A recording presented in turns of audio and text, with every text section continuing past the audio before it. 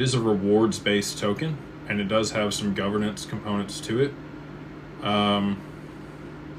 Maybe we're just not a big enough player for them to deal with.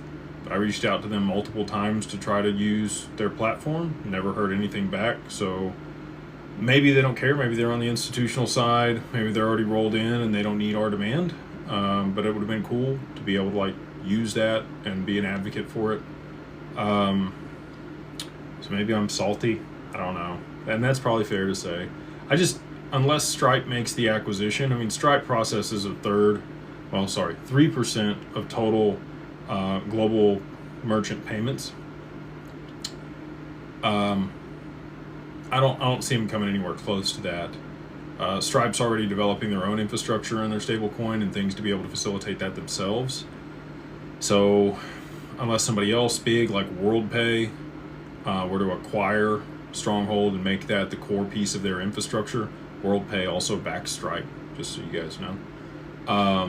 That's the real underlying technology that's used for payments and what facilitates the merchant services that they provide. They're great. I like the idea. I think that there's value there. My only concern is similar, and this is probably, it's a similar concern to what a lot of people have around XRP. They're like, well, why wouldn't somebody else just build it themselves and dwarf them because they already have the distribution and volume? I think that's likely.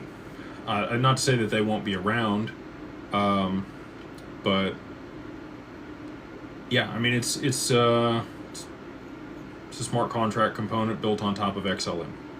So, I mean, at the end of the day, like, that money is also going to flow through XLM on the back end as well. So, yeah, not to say there's not market opportunity there. I made a video on it. I do think that there's price appreciation and potential in that token. I just don't think it's as much as a lot of people believe there is. He also says co-founder Sean Bennett wrote the code for stablecoin XRP XLM, and Stronghold co-founder, former head of growth at Stellar, Tammy Camp, on August 23rd, 2021, stated that Ripple was an investor. Ripple is an investor. Ripple's invested in a lot of different things. They just invested in T54. They've invested in Propto.